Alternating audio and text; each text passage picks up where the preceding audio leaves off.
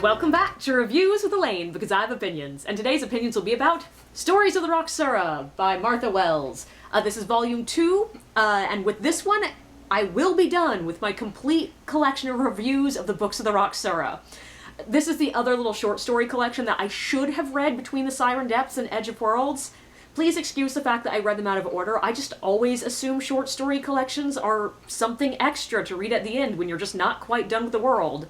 But in my defense, I suspect that that's originally what these were, and then Martha Wells just went back and wrote 2 more books in the series. But I'm going to talk about this one the same way I did the first short story collection, talking about some of the stories individually and the collection as a whole later.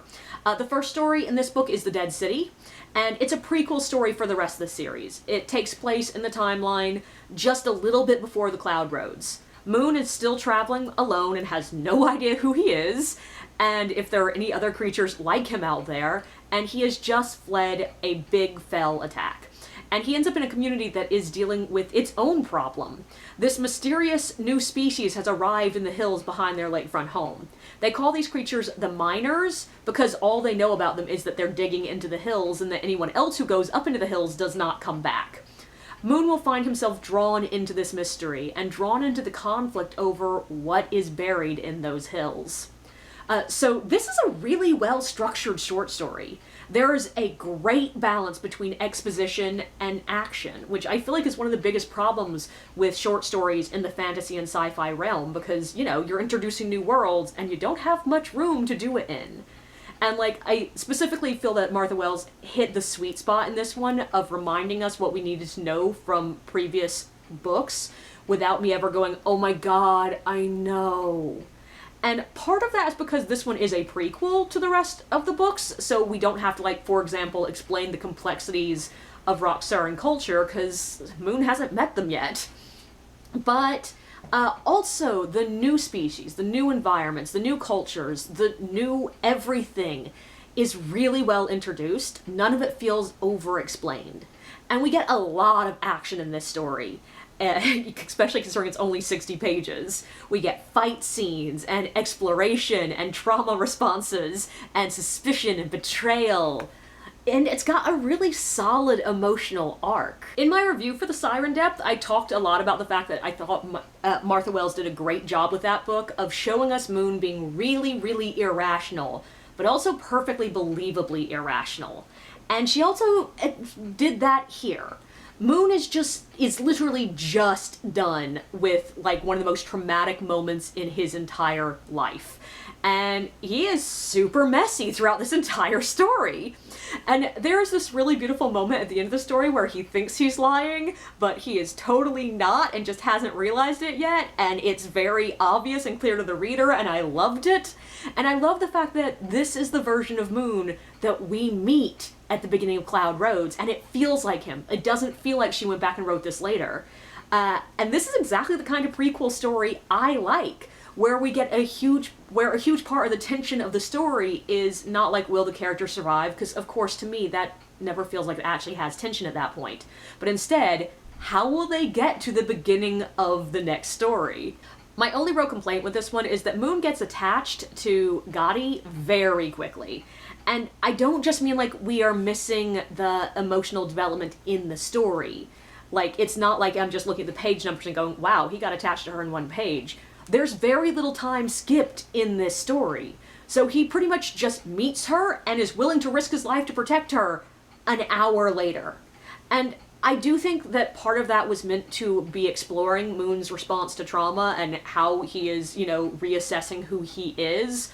And she is basically the first person that he meets that is nice to him after he escaped the fell. But I would have just liked maybe a half a page more of her being nice to him before we got into the thick of the action. Overall, I think this was a really great story. It was fun to read, adds to the series. I'm not sure this one would really work exceptionally well if you haven't read any of the other Raksura books, but for anyone who has, I think it's worth the read. Then we transition into the next 2 stories, which I'm going to talk about at the same time, because they're very short and they have very similar vibes. Mimesis is the story of Jade and a few other warriors on, like, a random trip back from a neighboring court, and it turns very eventful. And Trading Lesson is literally just a story of a trader coming to Indigo Cloud to trade for some stuff. And both of these stories, they just feel like a scene from a much longer work. Mimesis in particular has some nice action, and it's the one where it's one of the rare bits we get from Jade's point of view, which I do like, because I feel like she honestly comes across as a bit flat a lot of the time, so I really like seeing things from her point of view to see her inner workings. And especially, I like seeing her being emotionally vulnerable. It just makes her a more interesting character to me. But I will admit, Trading Lesson, it's the sort of story I really could only care about because I like these characters and this world and want more from both of those things. It feels a little bit like the sort of stuff that you write when you're just messing around with the characters trying to decide where to go with them next. And I mean, they were fine. I don't regret having read them, but I also wouldn't say you're missing anything important if you just skip them. Then there's the almost last voyage of the Windship Escarpment, which I'm going to talk about separately because it feels like something completely different than the previous two. First, for the obvious reason, this story does not feature Moon, Jade, or any of the established characters from this series. This is a story of a random crew in a small trading wind ship called the Escarpment. They are hired to do one simple job: deliver a ransom to a crew of pirates who have captured a big merchant ship and escort the, captured crew safely back home. But things get more complicated pretty much immediately, because the person hiring them is the father who abandoned Flaren, a young member of the crew, when he was barely more than a child. Flaren seems to be hoping that doing this job well will earn him a place back in his family and his home. The rest of the crew are just hoping to survive. And I really liked this story. I loved these new characters. Jai, our POV character, is really straightforward and stubborn and doesn't know when to shut up, which I can't imagine what that feels like.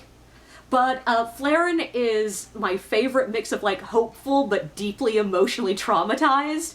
Though also I still can't quite get over the fact that his name is 100% too similar to a Pokemon. I did spend the majority of that story imagining a Flareon instead of a man with gold skin, which is what he actually is.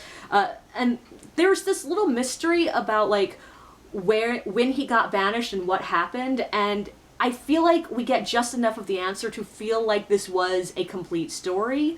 But honestly, I would love to know more details here. I would love to know the full story. I would love to know what happened. And that's sort of my feeling for the entire story. There was enough for it to feel like a complete story. There's enough exposition that the world and characters feel rounded and interesting. Enough action that it feels like stuff actually happened and that I wasn't just reading nothing but world building. There was enough emotional stuff for there to be a real arc. And there was a solid plot. But personally, I wanted more. I wanted a full book from this one.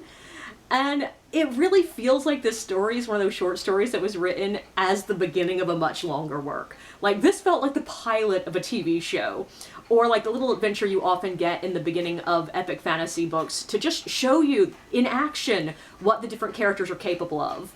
And if that's what this was, I would be hooked, ready to read on, ready to watch more. As is, it's fine, but it was over a little bit too quickly for me. Then we get to The Dark Earth Below, which is really the main event in this book. It's the longest by far, but it's also the one that is most important to the flow of the greater series, and in my opinion, the one that stands alone the best. In The Dark Earth Below, Jade is heavily pregnant with her and Moon's first clutch. And it is a stressful time, because Jade is confined to her Arboreus shape, the one without wings, and she's also pretty much confined to her bower. She is uncomfortable and therefore irritable. Moon, on the other hand, is just deeply stressed that something will go wrong with the babies, and about the fact that the responsibility of raising them will be his. Having not grown up in the Raksura courts, he has no idea what he's doing, and if that wasn't enough stress, the Keek, who live at the base of the colony tree, send them a message. Several of their village members have gone missing, and they are hoping for help in tracking them and hopefully finding out what happened to them, and to find out if there's something dangerous lurking in the forest around them. And this one felt like a full book. Like, a relatively short book, but it felt like a complete book. The only section that really felt rushed to me was the period between the babies being born and transitioning back to dealing with the Onda. It's like 2 pages from the time that Jade goes into labor to the moment that she is standing there arguing with Pearl and the others as to what to do with this random creature. And there is some time skipping here, though it's the rare occasion that I don't feel like Martha Wells was super clear with how much time was passing. Like, the only reason I know there was a time skip during the birth at all is because Hart says it's time, Moon crouches down next to Jade, and then like 2 lines later he's trying to get up and his legs are asleep. But also, I know that by the end of it we're still in the same night, because it's mentioned in passing. And, like, Moon does go to sleep at some point, but just, like, there wasn't a lot of feeling that time was passing here. And, like, objectively, it's explicitly stated that Raksura heal quicker than any other species in this world. But I have a lot of trouble believing someone can give birth to 5 babies in one night and just go back to being pretty much normal, like, a couple of hours later. And, like, Moon was in much worse shape physically at the end of the birth than Jade was. Now, admittedly, he had just been in an extended life and death fight a few minutes before, and he was the one that was significantly more emotionally stressed about the babies. But still, it just felt a little bit too fast, no matter how many excuses I could make for it in my mind. But otherwise, I loved this story. Once again, we get a good bit of cool action. We get a mystery that I think worked really well.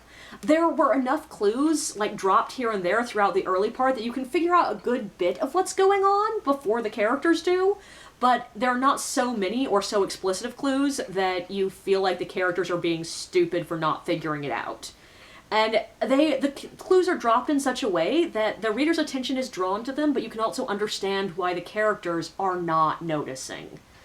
And I personally really love the fact that even if you do completely pay attention to every clue and have a mind that is really clued into mysteries, I really don't think you're going to figure out all of what's going on until it's explicitly happening on page. It's a mystery, but the mystery is just one element of the greater plot of what's going on. We also get some cool new magic and some exploration of how it works. And I really like the way that some of the magic in the books of the Raksura is explained. Straightforward, we're pretty clear what's going on. And some of it just isn't. Some of it is just stuff that is. And even some of it, there are moments where characters don't understand how the magic works and express it like, we'll probably never know. And that feels a lot more realistic to me than when people understand everything about how their world works. And I love the fact that the story suggests how little of this world even a widely traveled character would actually know. Like, small spoiler here, but it turns out there's an entire other sentient community living around the Indigo Cloud territory that they have no idea exists. And I just love how big and deep this world feels.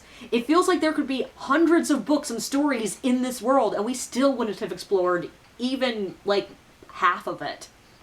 We also get to see pretty much the entire court activated into a fight, and I don't think that exists anywhere else in the books, and it was just really fun to see. But there's also some stuff with the emotional arc that I do want to talk about, but I'm going to hold off because it's related to the entire collection. Which leads me to, this book felt a lot more thoroughly organized as a collection of stories than the other one did.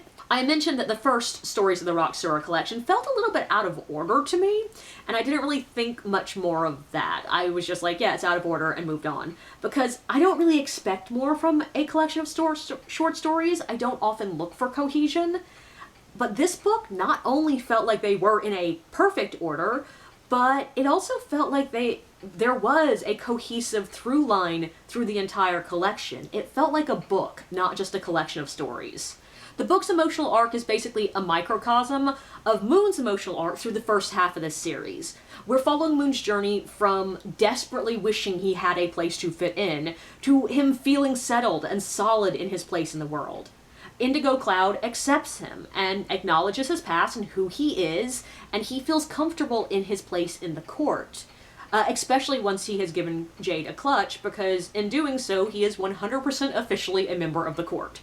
And at the end of the Dark Earth, we finally see a Moon who, though still nervous about getting shit wrong, is comfortable being both the consort the court needs, but also stepping out of that position into less usual roles and doing what he feels he needs to do personally. This really feels like a culmination of the arc he's been following from the Cloud Roads straight up to this point. And it feels solid and complete. Even the two stories in this book that don't feature Moon fit the overall theme of characters finding their place and feel like they're part of the same arc. And I will say, this collection of stories makes a bit more sense of the odd place Moon is in at the beginning of Edge of Worlds. I mentioned a lot in that review that Moon has this weird little emotional arc at the beginning, like the first 20 pages, that he's just super stressed out about whether he can be a traditional consort and just take care of the babies, while also being this adventurous, go out there and fight the enemy kind of person he was before he found the Raksura. And it felt weird because it was really far afield from the Moon we saw at the end of the Siren Depths. That book is very much about Moon still not trusting that anyone wants him in the court, and because he's just so not traditional in Raksuran court as to what a consort should be. And I know that that sounds like a similar place, but it's really not. The Moon of Siren Depths is struggling to believe he could ever have a place, and the Moon at the beginning of Edge of Worlds just feels torn about, like, which of his two places he belongs in. And what was missing was this book. But more than that, I think the reason the beginning of Edge of Worlds felt odd is because Wells clearly sort of recognized that the journey Moon had traveled in the Dark Earth below needed to be covered again for those who had skipped the short stories, like me, but didn't want to basically devote an entire book to doing an arc she had already done before. Nor was there time to do the same arc again in what was already a book that was way too overfull of stuff. And so instead we just end up with this stunted, sort of circular version of the same emotional turmoil, and without the stakes. Because even though it's very clear that no one else is worried about this, Moon legitimately is very worried in this story that something's going to happen to the babies before they're born, and that it will be his fault, and that might actually negatively affect his place in court. Like, it's never explicitly stated, but it's very clear that he's worried that if he cannot manage to make these babies happen, he might not belong in the Indigo Cloud court anymore. Whereas in the Edge of Worlds, he seems hyper-aware of the fact that the entire court is there to protect the babies. They're going to be fine, and him being right there is not likely to add much safety. So instead of getting this really complex story of Moon finally settling into his place securely enough that he feels comfortable to step out of it, we end up with this quick plot cul-de-sac in Edge of Worlds where everyone assumed Moon was going on the mission, but he was worried that he was supposed to actually stay home and watch the kids. But overall, I loved this collection. I still very much want more from this world, and from these characters, and just from Martha Wells in general. I'm really hoping she does eventually revisit the Raksura, though at this point, the last book was published 6 years ago, and the longest time between publication dates on any of the other books was like 2 years, so I think I might not be getting my wish on that. But luckily, Martha Wells has at least 3 more standalone books, a couple of YA books, and the Murderbot Diaries, which I have not gotten anywhere near yet. So, I'm not done with this author yet. Sorry you'll be seeing a lot more from Martha Wells, because I'm obsessed, it seems.